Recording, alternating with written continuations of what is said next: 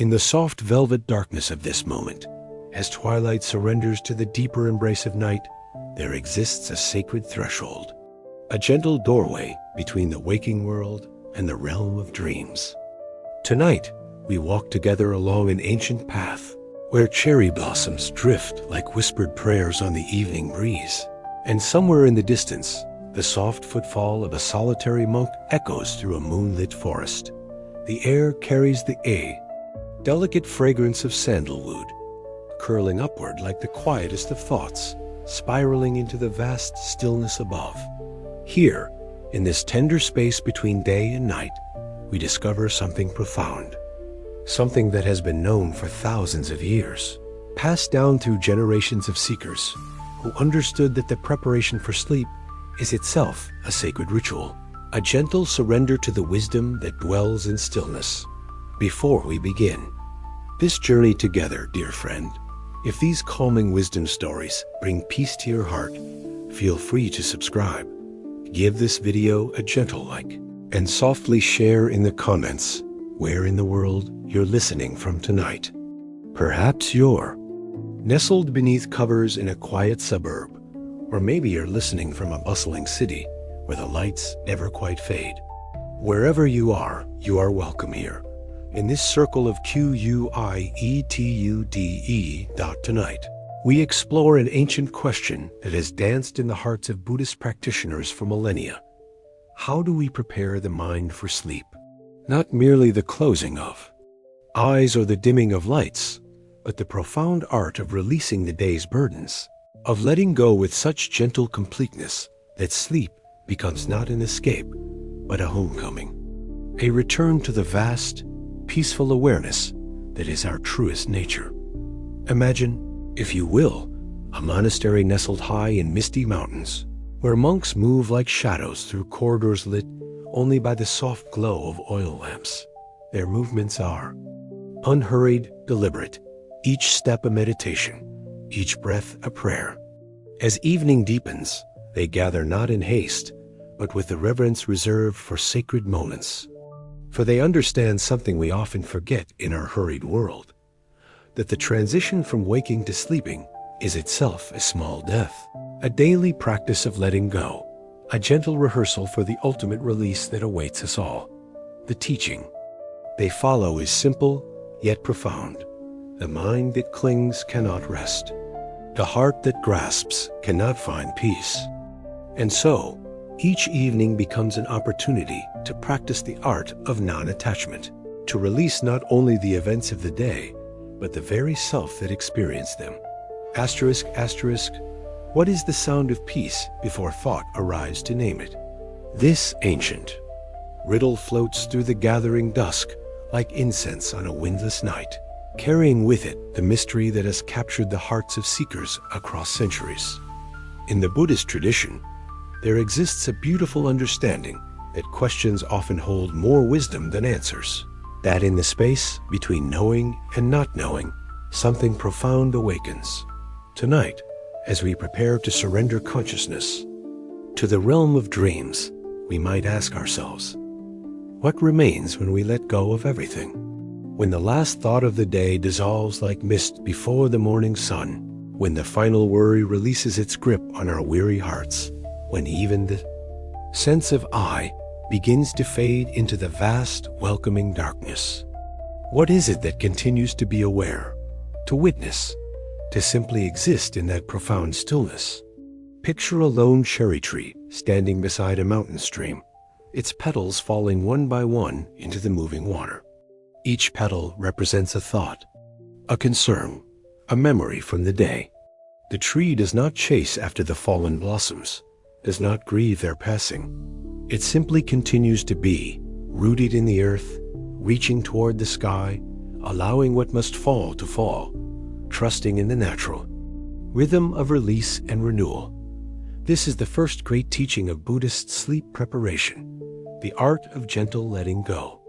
Not a forced abandonment, not a violent severing, but a soft opening of the hands that have been clenched all day around our worries, our plans, our desperate attempts to control the uncontrollable river of life got in a small temple garden, where Moss grows thick on ancient stones, and bamboo whispers secrets to the evening wind. An old master once asked his student, "Can you hear the silence between the cricket songs?" A young monk listened intently, straining to catch some hidden meaning, some profound truth. But the master simply smiled and said, "When you stop trying so hard to hear it, it will hear you." This is the paradox of peaceful sleep. The more we pursue it, the more elusive it becomes. The more we demand rest from our restless minds, the more agitated they grow. But when we learn to simply be present with whatever arises, the racing thoughts, the worried heart, the body that cannot seem to find comfort, something magical happens. The very act of accepting what is creates a space, a gentle opening, where peace can naturally emerge. Consider the nature of water, how it always finds its way to rest. Pour it into any container, and it immediately settles into the shape it is offered, becoming perfectly still, perfectly at peace with whatever form it has been given. The Buddhist practitioner learns to become like water at bedtime, accepting whatever conditions are present: the noisy neighbor, the worried mind, the uncomfortable mattress, and finding within that acceptance a profound settledness, a homecoming to the natural state of peace that has always been there, waiting patiently beneath the surface turbulence of daily life. There is an old Zen saying, "You are perfect as you are, but you could use a little improvement." This gentle paradox applies beautifully to our nightly preparation for sleep. We need not become different people, need not achieve some special state of perfection before we are worthy of rest. And yet, there is always this invitation to softly let go, to gently release, to allow ourselves to be improved by the natural wisdom of surrender. As the night deepens around us, we begin to understand that sleep is not something we do, but something we allow. It is not an achievement, but a surrender. Not a doing, but a profound undoing of all the day's accumulated tensions, thoughts, and striving. Asterisk, asterisk, in the gentle twilight of understanding, there flows an ancient river of wisdom that has nourished countless souls across the centuries. The Buddha, sitting beneath the Bodhi tree some 2,500 years ago, discovered something luminous about the nature of rest, something that speaks as clearly to our modern hearts as it did to those first followers who gathered around his quiet presence. Like moths drawn to the softest flame, the teaching is known as the Four Noble Truths. But tonight, in the sanctity of our approaching sleep, we might think of them as four gentle understandings about the nature of rest itself. The first truth whispers to us that there is suffering in our sleeplessness, a deep dissatisfaction that arises when we cannot find peace at day's end. But this is not a harsh judgment, not a failure on our part. It is simply the nature of a mind that has not yet learned the art of letting go. The second truth reveals something beautiful. This restlessness, this inability to find peace, arises from our attachment to the day that has passed and our anxious grasping toward the day that has not yet come. We lie in bed replaying conversations, planning tomorrow's tasks, our minds like busy squirrels gathering nuts for a winter that may never come. The Buddha understood this tendency with infinite compassion, recognizing it not as weakness, but as the natural movement of an untrained mind. Imagine a monkey swinging through the forest, grasping one branch after another, never able to rest because it cannot let go of the previous branch to fully embrace the next. This is how our minds often work at bedtime, clutching thoughts, worries, plans, unable to simply be present in the soft darkness that surrounds us. The third truth offers the most profound hope. It tells us that this restlessness can cease, that there exists a state of being where peace is not something we must chase, but something we naturally embody. This cessation is not death, not unconsciousness, but a kind of awakening to the vast stillness that has always been our deepest nature. It is what the masters call original peace, not something we must create, but something we must simply stop obscuring with our mental activity. The fourth truth is perhaps the most practical, offering us a gentle path toward this natural rest. It is called the Noble Eightfold Path, but for our purposes tonight, we might think of it as 8 soft steps toward peaceful sleep. Right understanding, right intention, right speech, right action, right livelihood, right effort, right mindfulness, and right concentration. But let us not burden ourselves with memorizing lists or achieving perfection. Instead, let these teachings fall upon our tired hearts like gentle rain on thirsty earth. Right understanding might simply mean recognizing that our thoughts are not facts, that our worries are not prophecies, that this moment, this very moment of lying in darkness, contains everything we need for peace. Right intention could be as simple as setting a gentle resolve to be kind to ourselves as we prepare for sleep, to treat our restless minds with the same tenderness we might offer a frightened child. Right speech might mean stopping the internal commentary, the endless narrative our minds create about the day's events, allowing instead for blessed silence. Asterisk, asterisk. In the ancient text called the Satipatthana Sutta, the Buddha taught about mindfulness of the body, and there is a passage that speaks directly to our nightly rest. When lying down, he knows he's lying down. This sounds almost comically simple, but it contains within it a profound invitation. So often we lie down while our minds remain standing, running, rushing toward tomorrow's concerns. To truly know we are lying down is to feel the weight of our bodies surrendering to gravity. 2. Sense the support of the bed beneath us, to recognize this as a moment of complete letting go. The earth holds us, the darkness embraces us, and we need do nothing but allow ourselves to be held. There is another teaching from the Majjhima Nikaya that speaks of the gradual instruction, how the Buddha would teach people by first calming their minds, then filling them with joy, then inspiring confidence, and finally offering the deepest teachings. This natural progression mirrors our journey into sleep. First, the calming of the day's turbulence, then perhaps a gentle gratitude for the day's blessings, then confidence that we are safe and held, and finally the deepest rest that comes from complete surrender. The ancient masters understood something we often forget, that sleep is not the opposite of awakening, but rather another form of it. In sleep, we practice the art of non-self, temporarily releasing our grip on identity, on personal story, on all the things we think make us who we are. Each night, we perform this small miracle of ego death and rebirth, proving to ourselves again and again that consciousness is far more vast and mysterious than we typically imagine. As we rest in these ancient teachings, let them settle into our hearts, not as concepts to be understood, but as gentle friends offering comfort in the darkness. They have walked this path of seeking rest for thousands of years, and they extend their hands to us now with infinite patience and compassion. Asterisk.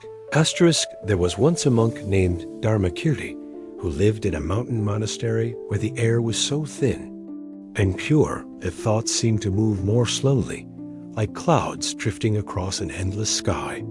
He had been plagued by sleeplessness for many seasons, lying awake night after night, while his fellow monks rested peacefully in their simple cells.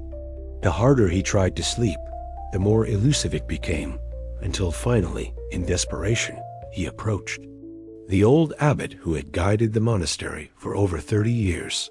The abbot, whose name was Prajna, was known throughout the region, not for his scholarly knowledge, though he possessed great learning, but for a quality of presence that made others feel instantly at peace. When people spoke with him, they often forgot what they had been worried about, not because he offered solutions, but because in his company, problems seemed to dissolve naturally like salt in warm water. "Venerable teacher," Dharmakirti said, bowing deeply in the moonlit courtyard where the abbot sat in meditation, "I have tried every practice, every technique for calming the mind, yet sleep continues to elude me. My body grows weary, but my mind races like a mountain stream in spring. Flood, what am I doing wrong?"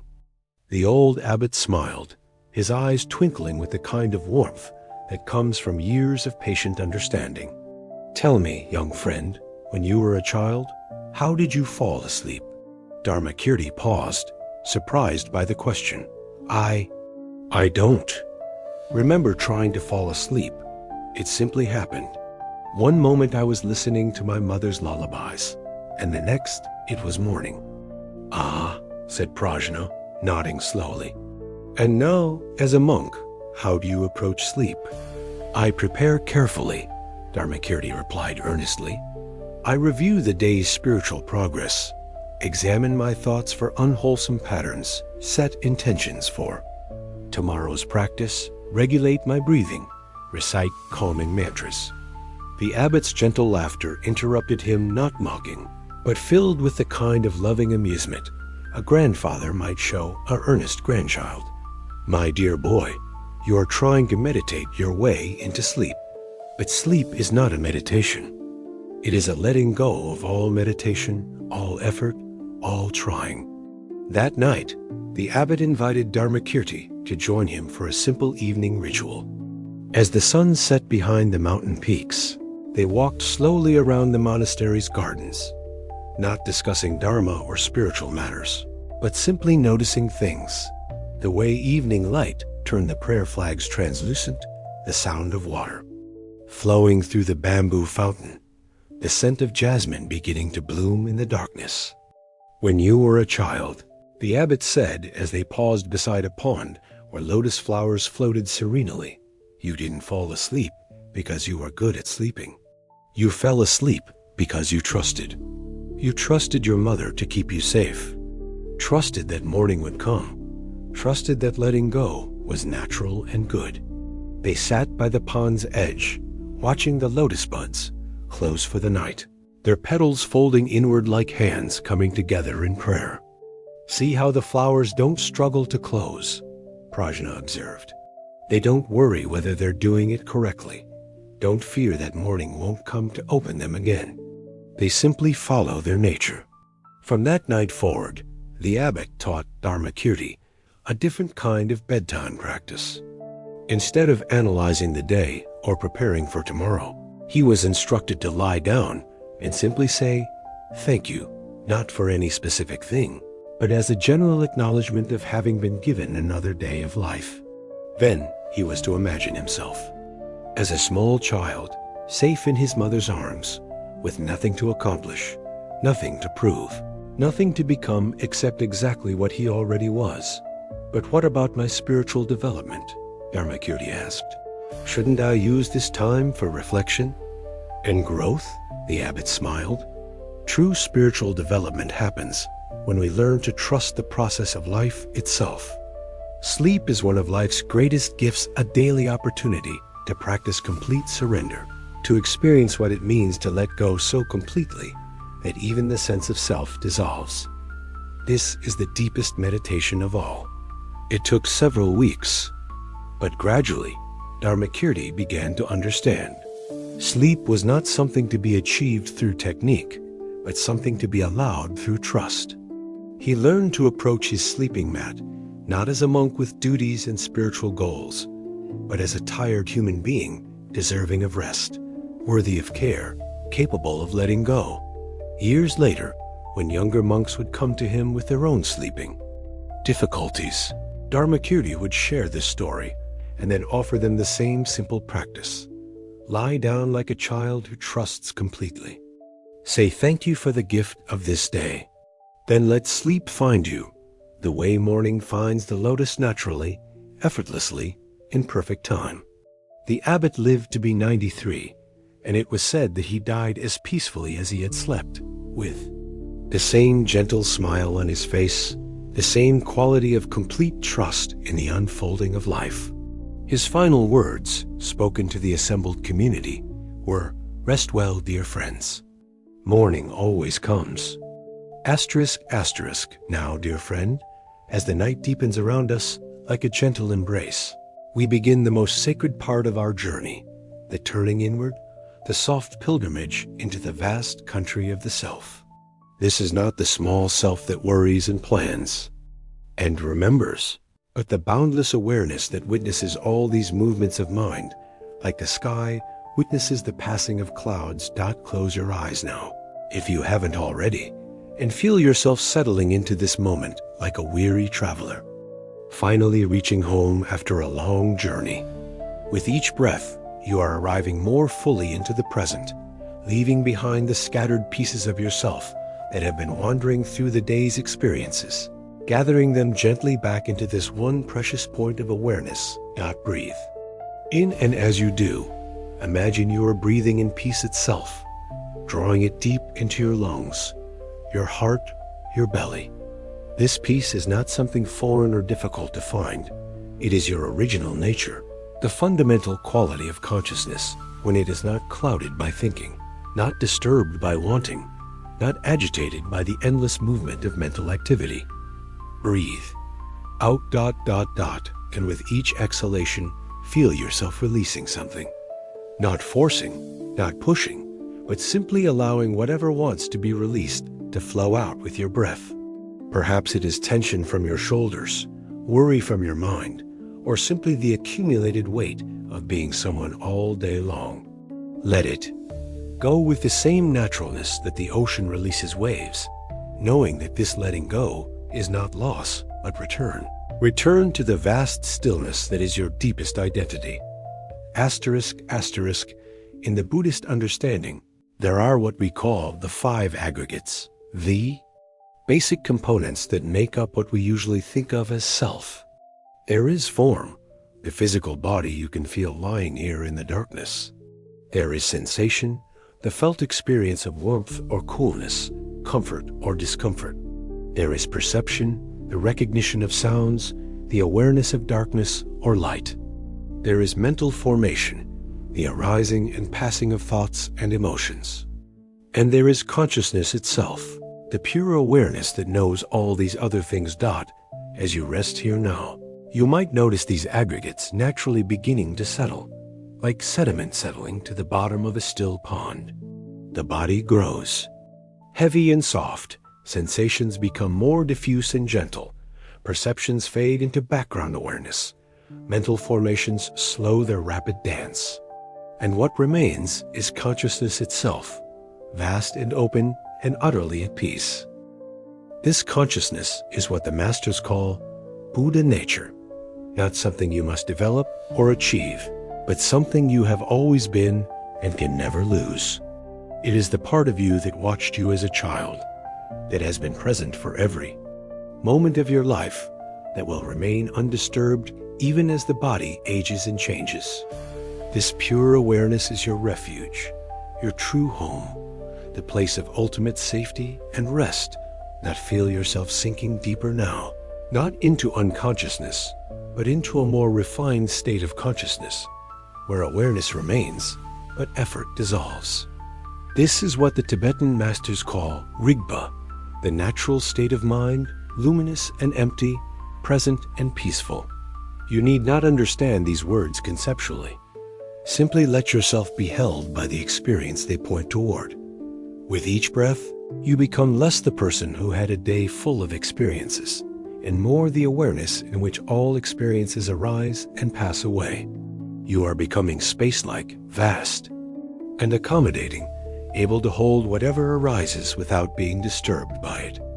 Thoughts may come and go, like birds flying through the sky of your awareness, but the sky remains unchanged, untroubled, eternally at peace.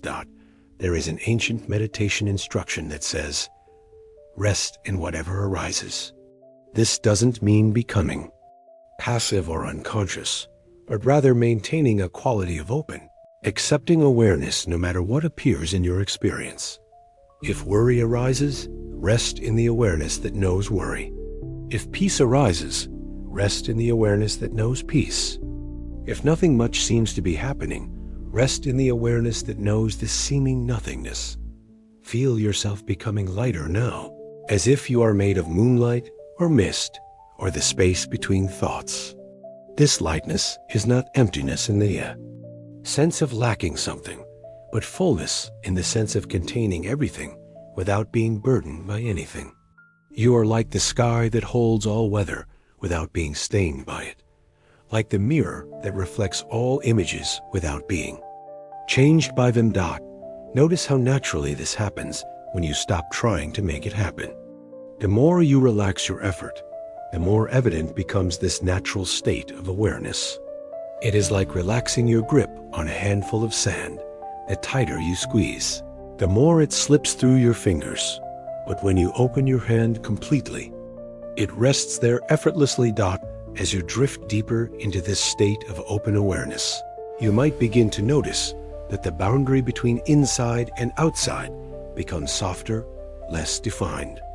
The sounds of the night, perhaps the whisper of wind, the distant hum of traffic, the settling of the house, these are not disturbances, but simply more movements within the vast field of your awareness.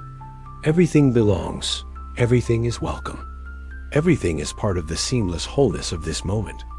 This is the deepest preparation for sleep that the Buddhist tradition offers. Not the effort to control or manipulate your experience, but the radical acceptance of what is, coupled with the recognition of your true nature as the awareness in which all experience unfolds. From this place of profound acceptance and recognition, sleep comes not as an achievement, but as a natural consequence, like fruit falling from a tree when it is perfectly ripe.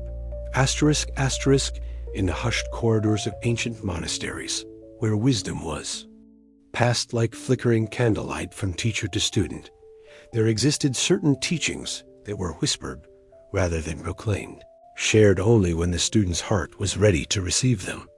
These were not secret because they were dangerous, but because they were so simple, so obvious, that they could easily be overlooked by minds searching for something more complex, more dramatic. One such hidden truth concerns what the masters called the sleep of the Buddhas.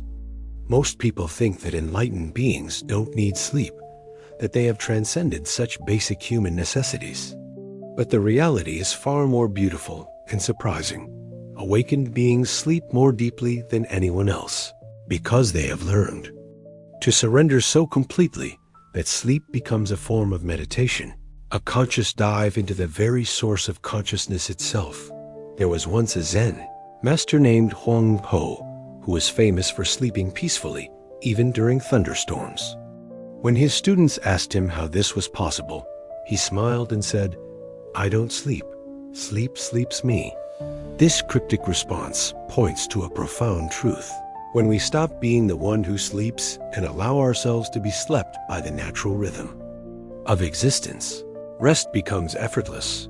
Consider this curious riddle that was often posed to students. What is the difference between the sleep of a sage and the sleep of a fool? The expected answer might be that the sage's sleep is somehow more spiritual, more conscious, more refined. But the true answer is, there is no difference. In genuine sleep, all pretense falls away, all spiritual achievement dissolves, all sense of being someone special evaporates. This is why sleep is such perfect practice. It is the great equalizer, the natural state where all beings return to their original simplicity. Here is another hidden teaching, one that might surprise you. The Buddha himself struggled with sleep difficulties during the early years of his awakening. In the Mayapariyana Sutta, there are references to times when he experienced physical discomfort that affected his rest. This isn't mentioned to diminish his attainment, but to show us that enlightenment doesn't exempt us from the human condition. It transforms our relationship to it. The Buddha's approach to sleeplessness was remarkably gentle.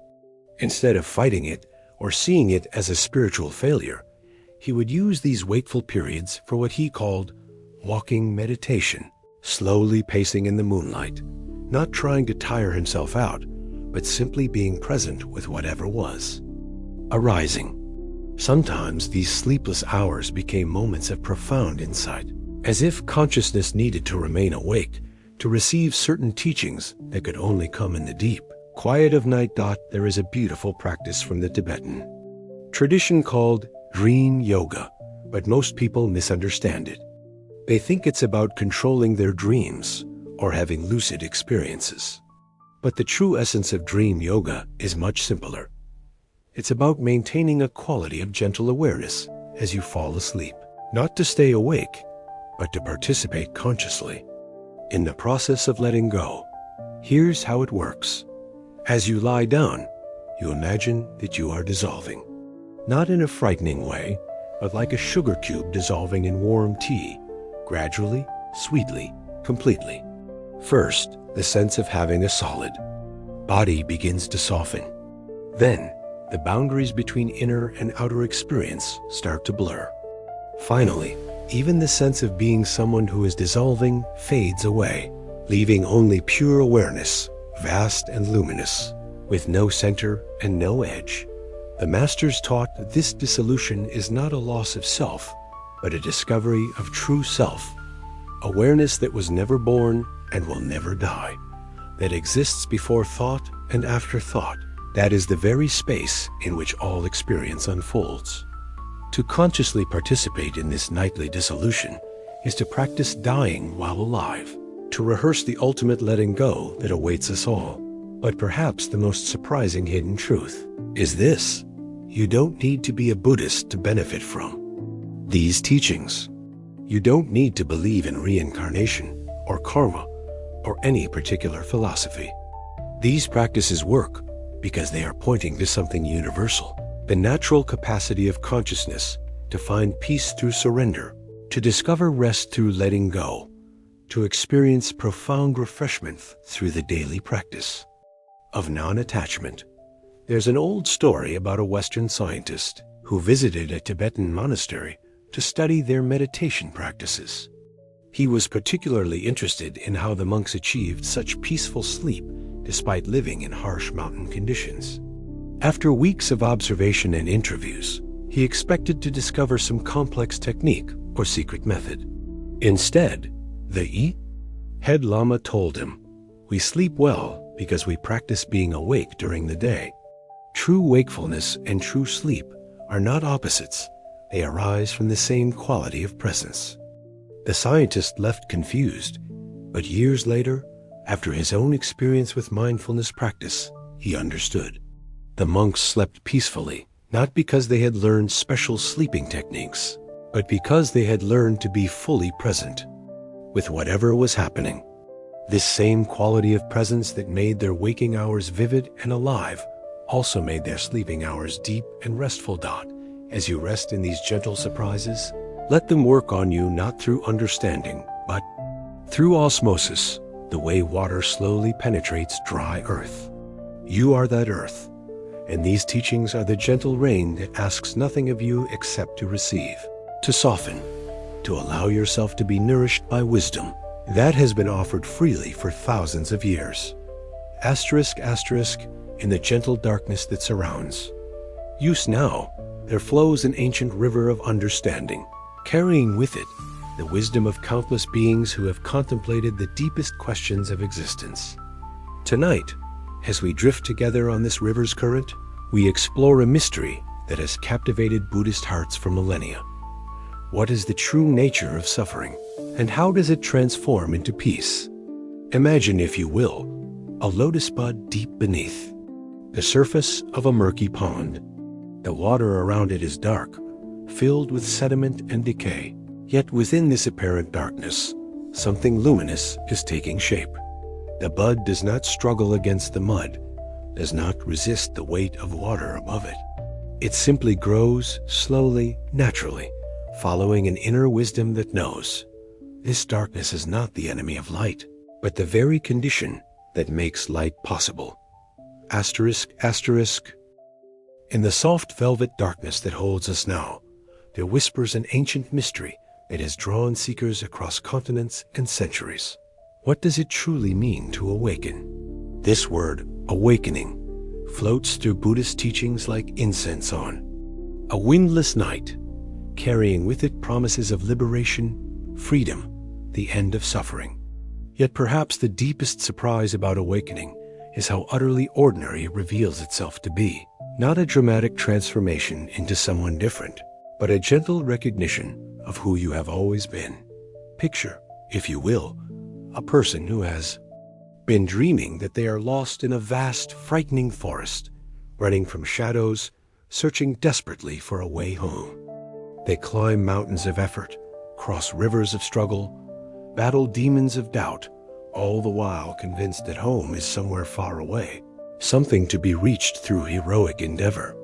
Then, in a moment of complete exhaustion, they stop running and look around, only to discover they have been sleeping in their own bed all along. The forest, the mountains, the rivers, the demons, all products of the dreaming mind. Home was never lost, never distant. It was the very awareness in which the dream of being lost was arising. This is the Buddha's great discovery beneath the Bodhi tree, not that he became something he wasn't before, but that he stopped believing in the dream of separation, the story that he was somehow apart from the vast, interconnected wholeness of existence. Awakening is the end of a case of mistaken identity, the cessation of a cosmic misunderstanding that was causing infinite suffering. As you rest here in the gentle darkness, you might begin to taste this recognition yourself. You are not a small, separate self lying in a bed in a world that is foreign to you. You are the very awareness in which the experience of lying in bed is arising. You are not separate from the darkness that surrounds you. You are the space in which darkness appears. You are not listening to these words. You are the listening itself, the open awareness in which sound and meaning dance together. This recognition doesn't come through thinking about it, through analyzing concepts or building philosophical systems. It comes through what the Zen masters call direct pointing, a sudden, intuitive recognition, as immediate as recognizing your own face in a mirror. One moment there is the sense of being a separate someone having an experience, and the next moment there is simply experiencing itself, with no experiencer to be found anywhere. But here lies another beautiful paradox. This recognition of our true nature as vast, open awareness doesn't make us less human. It makes us more human. We don't lose our personality, our quirks, our preferences, our capacity for love and laughter and tears. Instead, these human qualities become more fluid, more natural, less defended, like a river that flows more freely when the dam of self-consciousness is removed. Imagine a wave on the ocean suddenly realizing it is water. Does it stop being a wave? Does it lose its unique shape, its particular way of moving, its individual beauty? Not at all. But it stops suffering from the illusion that it is separate from the ocean, that it must compete with other waves, that it must fear dissolution because it doesn't understand its true nature as the very water that forms all waves. This is the awakening that the Buddhist path points toward, not escape from the human condition, but complete embrace of it from the perspective of our deepest nature. We continue to experience joy and sorrow, success and failure, health and illness, but we experience these things as the ocean experiences waves, intimately, completely, without the additional suffering that comes from identifying exclusively with any particular movement on the surface. In the Prajnaparamita Sutras, there is a phrase that has puzzled philosophers centuries. Form is emptiness, emptiness is form. But lying here in the darkness, you might begin to understand this not as a philosophical statement, but as a living truth.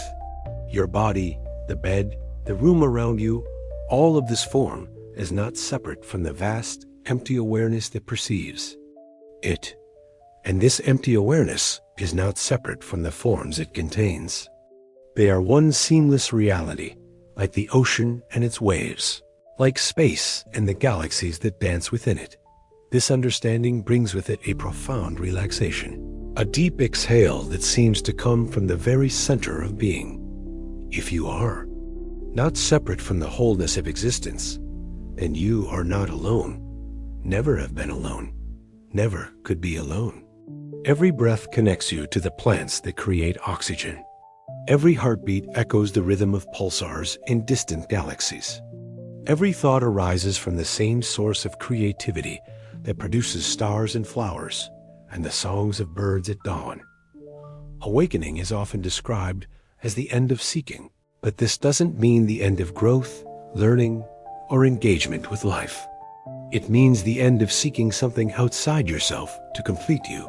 The end of the desperate search for a happiness that is always in the future, always dependent on circumstances being different than they are. When you recognize your true nature as the awareness in which all experience arises, you discover that what you were seeking was seeking itself, the very consciousness that was doing the looking. This recognition often comes with gentle laughter, the kind of laughter that bubbles up when you suddenly understand a joke that has been telling itself all along. The cosmic joke is that what we spend our lives desperately seeking is what we are. The peace we long for is the peace we are. The love we crave is the love we are. The home we search for is the home we never left. But perhaps the most beautiful aspect of awakening is how it reveals itself to be not an individual achievement, but a universal possibility. It is not something that belongs to special people or requires special circumstances. It is as available to you right now, lying in the darkness, as it was to the Buddha beneath the Bodhi tree. It is your birthright, your natural heritage, the truth of what you are beneath all the stories you tell about yourself. As you sink deeper into rest now, let this recognition permeate your being like water soaking into dry earth. You are not becoming awake. You are recognizing that you have never been asleep. You are not achieving enlightenment. You are discovering that consciousness itself is already perfectly luminous. You are not finding your true self. You are simply stopping the search that was preventing you from noticing what was already here. Asterisk, asterisk. In the deepest teachings of the Buddhist tradition, there exists an understanding so radical, so liberating, that it can only be whispered into hearts that have been prepared by silence, by surrender, by the gentle dissolution of everything we thought we knew about freedom. This is the recognition that true freedom is not freedom from something, but freedom as the very ground of being itself. A freedom so complete, so unconditional, that it has no opposite, no enemy, nothing that can threaten or diminish it. Most of us think of freedom as escape, freedom from pain, from worry, from limitation, from the endless demands of being human. We imagine liberation as a state where we no longer experience difficulty, where life becomes a smooth, uninterrupted flow of pleasant experiences. But this kind of freedom is still a form of bondage because it depends on circumstances, on the cooperation of a world that refuses to cooperate, on the impossible dream of perfection in an imperfect realm. The freedom that the Buddha discovered is entirely different. It is not freedom from the waves, but freedom as the ocean itself. It is not freedom from thoughts and emotions, but freedom as the awareness in which all thoughts and emotions arise and pass away. It is not freedom from the human condition, but freedom as the very spaciousness that makes the human condition possible. Picture, if you will, the sky on a stormy day. Clouds gather and disperse, lightning flashes, thunder rolls, rain falls in torrents, and through it all, the sky remains utterly unchanged, utterly at peace. The sky doesn't struggle against the storm, doesn't try to push away the clouds, doesn't suffer from the lightning. It simply provides the space in which all weather can exist, and in this providing, it demonstrates a freedom that is beyond both storm and calm, beyond both clouds and clear sky. This is the freedom of your deepest nature, the awareness in which all experience unfolds. Whether you are happy or sad, peaceful or agitated, successful or struggling, this awareness remains unchanged, untroubled, inherently free. Not free from these experiences, but free as the very space in which they appear, like the sky that is. Equally present in storm and sunshine. As you rest here now, you might begin to notice this freedom not as something distant or difficult to achieve, but as something so intimate, so immediate, that you have been overlooking it your entire life. It is the freedom of the one who is aware of these words. Right now. It is the freedom of the space in which your thoughts are arising and passing away.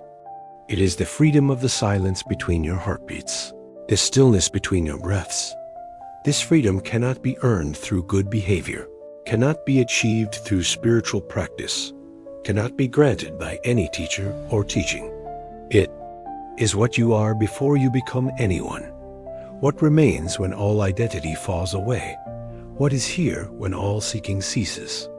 It is the freedom of pure being, unconditioned by any story about yourself, unlimited by any concept of what freedom should look like. This freedom cannot be earned through good behavior, cannot be achieved through spiritual practice, cannot be granted by any teacher or teaching.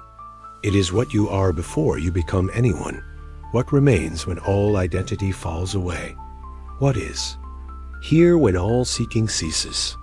It is the freedom of pure being, unconditioned by any story about yourself, unlimited by any concept of what freedom should look like, God in the ancient texts.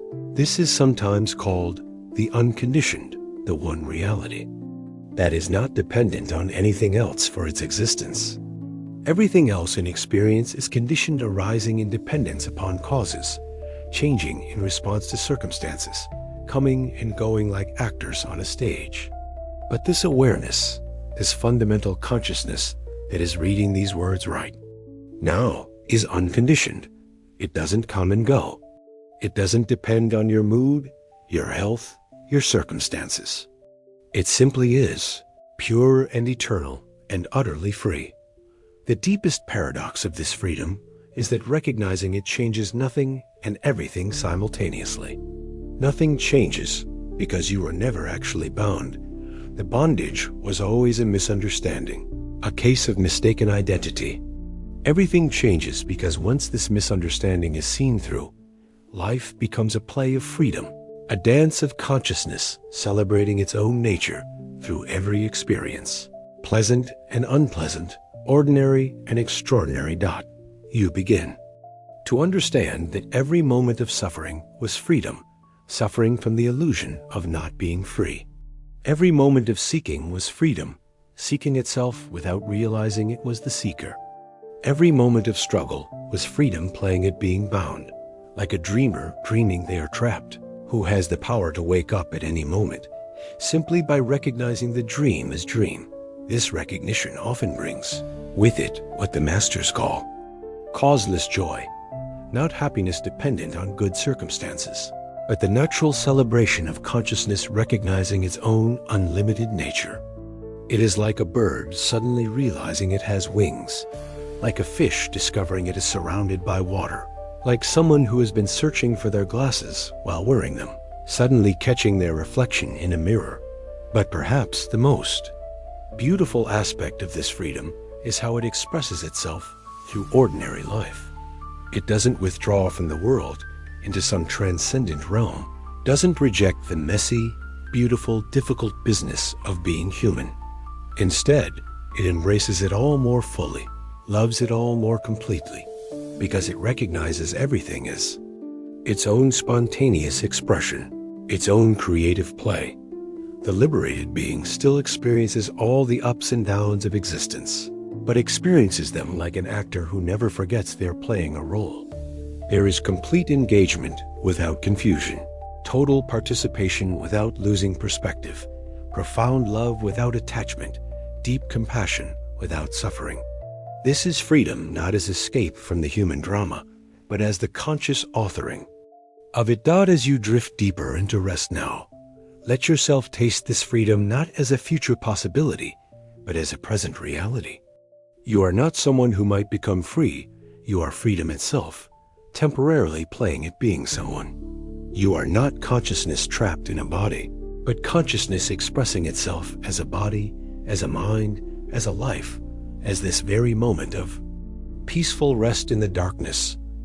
This freedom needs no protection because it cannot be threatened, needs no improvement because it is already perfect, needs no achievement because it is what achieves, needs no understanding because it is what understands.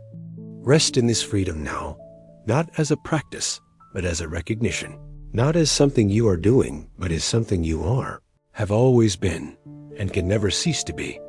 Asterisk, asterisk, in the profound quiet of this moment, as the world around us settles into the natural rhythm of night, we approach the most intimate teaching of all, the recognition that stillness is not merely the absence of movement, but the very foundation from which all movement arises, the silent source from which every sound emerges, the peaceful ground of being from which every experience blooms like a flower opening to the sun.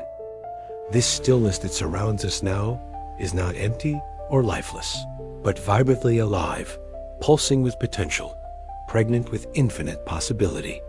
It is the stillness of the artist's mind before the first brushstroke, the silence of the musician's heart before the first note, the quiet pause of the poet before the first word flows onto the page.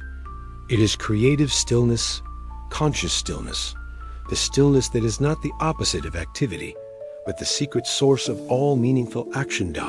In the deepest Buddhist understanding, this stillness is what we truly are beneath all the layers of identity, beneath all the stories we tell about ourselves, beneath all the movements of thought and emotion that dance across the surface of consciousness, like leaves rustling in a gentle breeze. We are not the leaves, we are the space in which the rustling is heard, the awareness in which the movement is witnessed, the stillness that makes all motion possible. Consider for a moment the profound truth that without stillness, there could be no movement at all. A dancer cannot dance without the stage that remains motionless beneath her feet.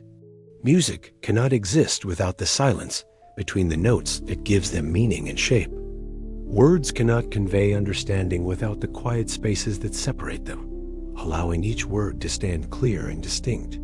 In the same way, consciousness cannot know any experience without the background of stillness that remains constant.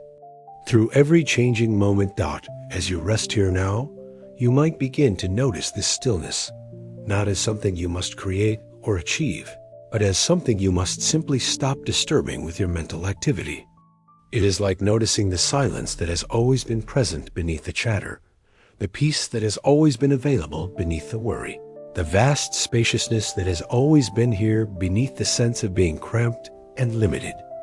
This stillness is what the ancient masters called the unmoving mover, that which remains forever at rest while giving rise to all activity, like the center of a wheel that stays perfectly still while the rim spins at tremendous speed. In this stillness, there is no effort, no strain, no need to become anything other than what you already are. There is simply the profound recognition that you are the peace you have been seeking, the rest you have been craving, the home you have been trying to reach. In the Tao Te Ching, which deeply influenced Buddhist thought in China, Lao Tzu writes about returning to the root, finding our way back to the source, the origin, the still point from which everything emerges and to which everything returns. This is not a geographical journey, but an inward recognition, not a movement through space, but a settling into the space of awareness itself. But here lies a beautiful mystery. This stillness is not static, not dead, not separate from the dynamic flow of life. It is what the Zen masters call dynamic stillness, perfectly at rest, yet vibrantly alive, completely peaceful yet fully engaged, utterly quiet yet responsive to every moment's needs. It is like a deep mountain lake that reflects the sky so perfectly that sky and water become indistinguishable, yet remain sensitive to the slightest breeze, the landing of a single leaf.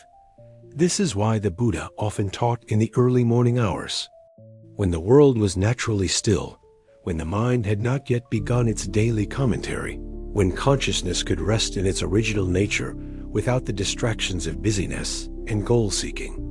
He understood that in stillness, truth reveals itself naturally, not through argument or analysis, but through direct recognition.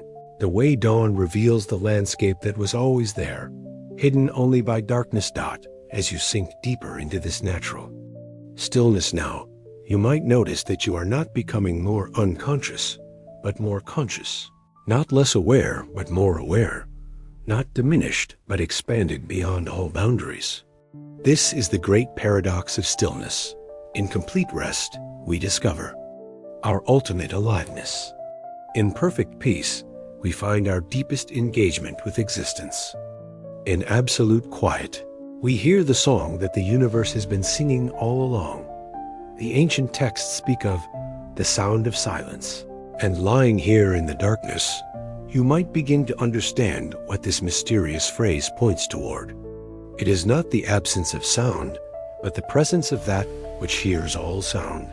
Not the void between thoughts, but the awareness in which all thoughts appear.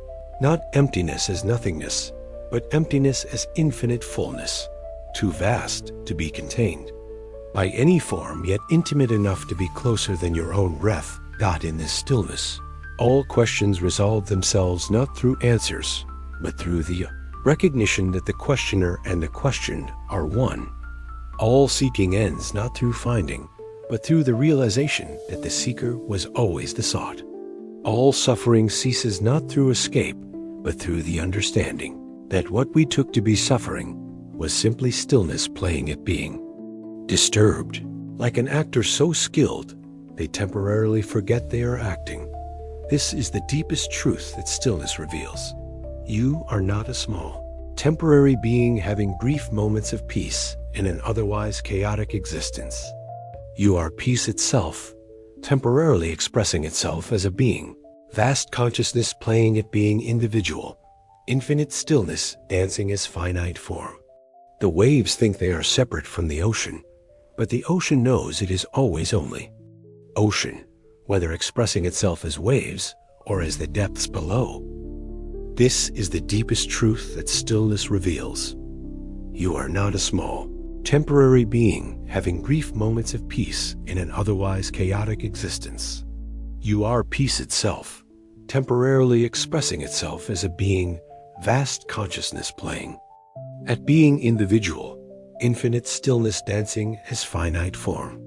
The waves think they are separate from the ocean, but the ocean knows it is always only ocean, whether expressing itself as waves or as the depths below.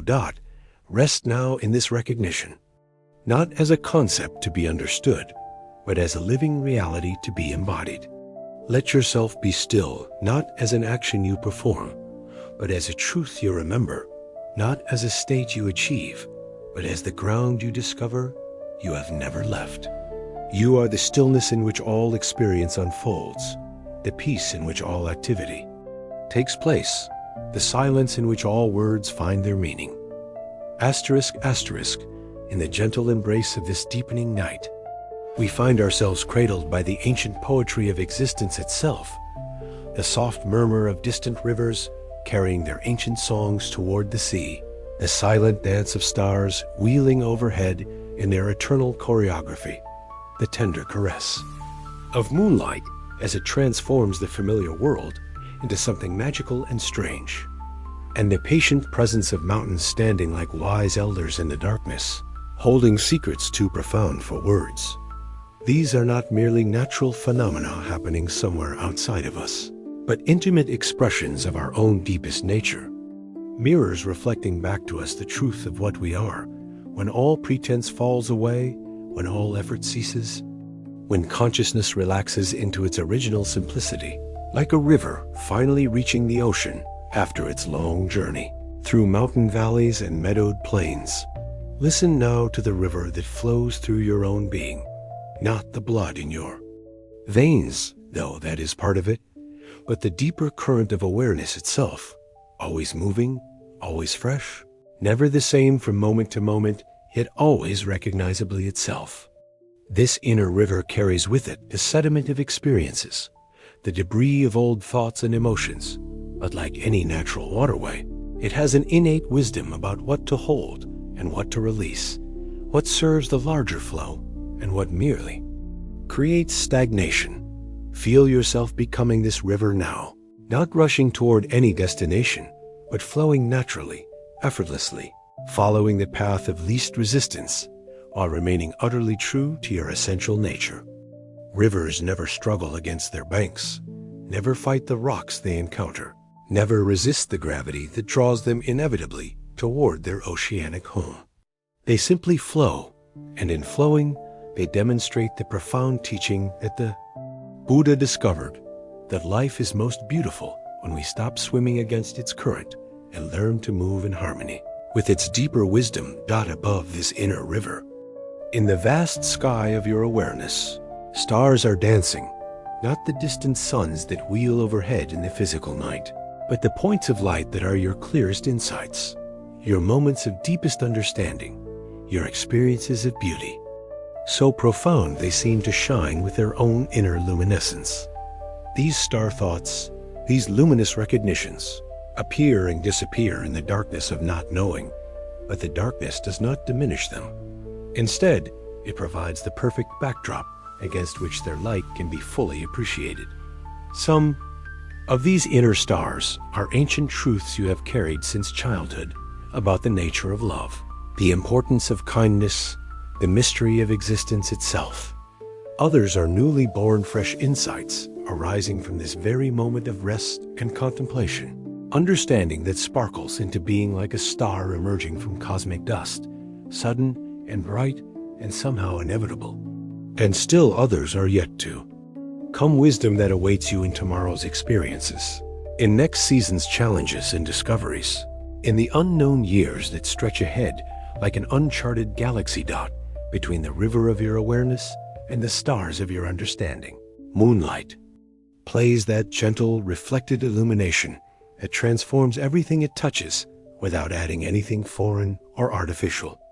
This is the light of compassion, of loving kindness, of the tender recognition that all beings share the same fundamental nature, the same basic longing for happiness and freedom from suffering. Moonlight is borrowed light, reflected rather than generated, and in this, it teaches us about the nature of wisdom itself, not something we manufacture through effort, but something we reflect when we become clear and still enough to serve as mirrors for the light that is always shining. Feel this moonlight compassion bathing you now, silver and soft and infinitely forgiving. It illuminates the landscape of your inner world without harsh judgment, revealing both the beautiful and the difficult with equal tenderness.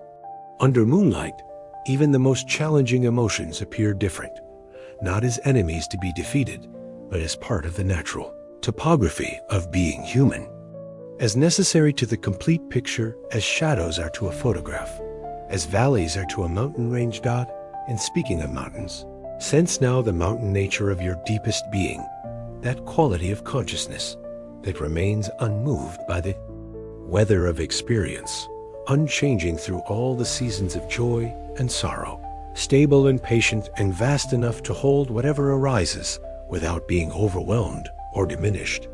Mountains teach us about the possibility of being fully present without being reactive, completely engaged without being swept away, deeply rooted yet reaching toward the infinite sky. Your mountain nature has been present through every moment of your life, through childhood's enthusiasms and adolescence's turbulence, through the victories and defeats of your adult years, through times of clarity and periods of confusion. It has never wavered, never been truly threatened, never needed improvement or protection. Like a mountain, it simply is, offering its stable presence as a gift to all who approach it, asking nothing in return but recognition. In traditional Buddhist poetry, these four elements, rivers, stars, moonlight, and mountains, often appear together as symbols of the complete awakened life, flowing like water, illuminating like celestial bodies, reflecting like the moon, and standing stable like mountains. But tonight, as you rest in the darkness, you need not think of these as symbols at all. Simply let yourself become them. Let your awareness take on their qualities. Let your being express their ancient wisdom. You are the river of consciousness, flowing naturally toward its oceanic source. You are the stars of insight, shining in the darkness of mystery. You are the moonlight of compassion, illuminating all experience with gentle understanding. You are the mountain of presence, unshakable in your fundamental nature, reaching from earth to sky, providing refuge for all who seek rest in your peaceful slopes. This is not metaphor, but direct description of what you are when all the temporary identities fall away, when all the stories about yourself dissolve like mist before the morning sun. You are not separate from nature. You are nature itself, temporarily gathered into human form. The very elements and forces and patterns that shape the world around you, now expressing themselves as consciousness, as awareness, as the capacity to know and love and rest in perfect peace. Asterisk, asterisk, and so, dear friend, as we reach the gentle conclusion of our journey together through the sacred landscape of Buddhist wisdom, we find ourselves not at an ending, but at a new beginning, the threshold where waking consciousness gracefully surrenders to the deeper rest that awaits us all, where the day's accumulated experiences settle like golden dust into the vast stillness of the night. Tonight, we have walked together along an ancient path that countless beings have traveled before us, their footsteps still warm in the earth, their whispered insights still carried on the evening breeze. We began with the simple recognition that sleep is not merely the cessation of activity, but a profound spiritual practice, a nightly opportunity to release our grip on the day's concerns and rediscover the peace that is our deepest nature. Gentle questioning and patient contemplation, we discovered that what we often take to be solid problems are more like clouds passing through the sky of awareness, temporary, changeable, not as substantial or permanent as they first appear. We learned from ancient teachings that have comforted hearts for over 2 millennia, wisdom that speaks as clearly to our modern struggles as it did to those first seekers who gathered around the Buddha's quiet presence in Indian forests and Hajr mountain retreats. We listened to the story of Dharmakirti, the sleepless monk who learned that rest comes not through technique, but through trust, not through effort, but through the simple recognition that we are worthy of care, deserving of peace, capable of letting go. His teacher's gentle reminder echoes in our hearts now. Approach sleep like a child who trusts completely, who knows without doubt that they are safe, held, unconditionally loved. In our inward journey, we discovered that we are not small, separate beings having occasional moments of peace, but vast awareness itself, temporarily expressing as individual consciousness. We explored the hidden truths that sleep is not the opposite of awakening, but another form of it, that enlightened beings rest most deeply because they have learned the art of complete surrender, that consciousness itself is naturally luminous, naturally peaceful, naturally free. We touched the profound mystery of suffering and its transformation, learning that difficulties are not mistakes in the fabric of existence, but the very conditions that make wisdom and compassion possible. Like the lotus that grows most beautifully in muddy waters, our challenges become the fertile ground from which understanding blooms, teaching us that peace is not the absence of difficulty, but the presence of acceptance, the recognition that we are larger than any temporary experience. The art of letting go revealed itself not as a violent severing, but as a gentle opening, like unclenching a fist to discover the hand was always open, like releasing our grip on sand to find it rests more naturally in an open palm.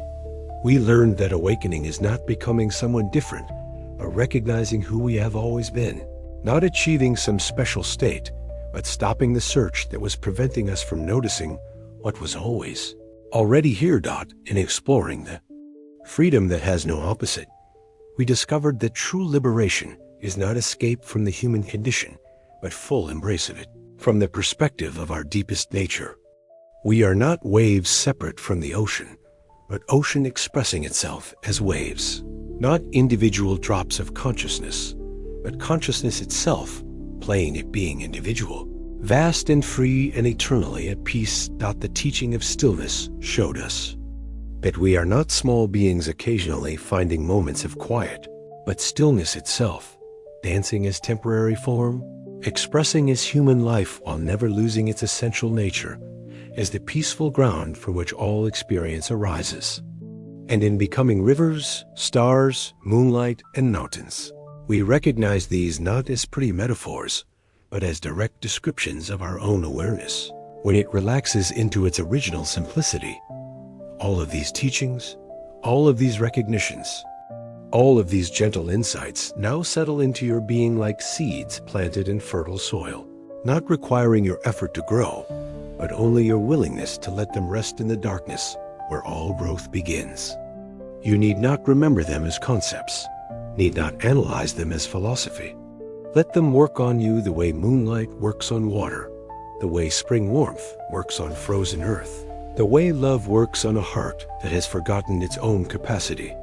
For joy, as you prepare now for the deeper rest that awaits, know that you carry with you an invisible gift, the recognition that you are never alone, never truly separate from the vast web of existence that holds all beings in its compassionate embrace. Every breath connects you to the plants that create oxygen. Every heartbeat echoes the rhythm of pulsars spinning in distant galaxies. Every moment of peace you experience ripples outward, contributing to the collective awakening of all consciousness everywhere.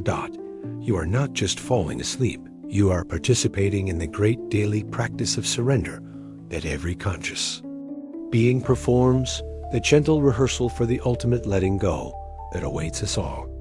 You are joining the vast Sangha of dreamers, the community of sleepers, the fellowship of those who trust enough to release their hold on awareness and let themselves be carried by the deeper currents of rest. Thank you, dear friend, for sharing this quiet path with me tonight, for walking together through the moonlit gardens of ancient wisdom, for allowing these teachings to find a home in your heart. Thank you for your trust, your openness, your willingness to explore the deepest questions of existence with the innocence of a child and the patience of a mountain sage. Wherever you rest your head tonight, whether in a comfortable bed, in a quiet suburb, a small apartment in a bustling city, or perhaps somewhere far from home, where these words reach you through the miracle of connection that spans all distance, may peace find you there. May the Dharma light your dreams with gentle understanding. May you rest in the recognition of your own Buddha nature, vast and luminous and eternally free. May all beings be happy. May all beings be at peace. May all beings know the joy of their own deepest nature. May all beings rest well in the loving embrace of existence itself. And now, as the night deepens and silence gathers us all into its tender embrace, let yourself sink into sleep, not as an ending, but as a beginning, not as unconsciousness, but as a different form of awareness, not as separation from the sacred, but as immersion in the mystery that has no name, no form, no boundaries, yet is closer to you than your own breath. Asterisk, asterisk, good night, dear friend. Rest well. Be at peace. The universe holds you with infinite care, and morning will come with all its fresh possibilities. But for now, there is only this gentle surrender, this peaceful letting go, this return to the source from which you never departed. Sleep deeply. Sleep peacefully. Sleep in the confidence that you are exactly where you belong, exactly as you are, held in the vast heart of existence, like a treasured child finally home at the end of a long and beautiful day. Good night, and be well. Asterisk, asterisk,